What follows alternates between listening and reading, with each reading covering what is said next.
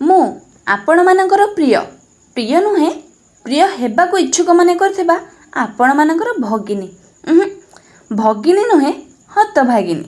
ପିତାଙ୍କ ପାରିଶ୍ରମିକକୁ ପାଠଶାଳାର ବନ୍ୟାରେ ଭସାଇ ଦେଇ ଅଳ୍ପ ଜ୍ଞାନ ଥିବା ଅଜ୍ଞାନୀଟିଏ ମୁଁ।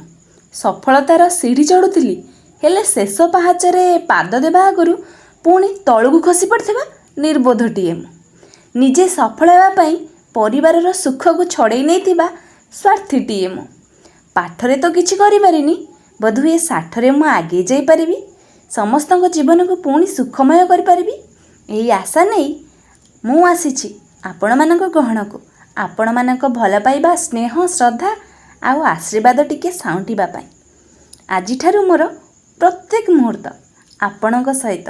ଶୁଣନ୍ତୁ, ମୁଁ ଆପଣମାନଙ୍କର ପ୍ରିୟ ନୁହେଁ, ପ୍ରିୟ ହେବାକୁ ଇଚ୍ଛୁକ ମନେ କରୁଥିବା ଆପଣମାନଙ୍କର ଭଗିନୀ।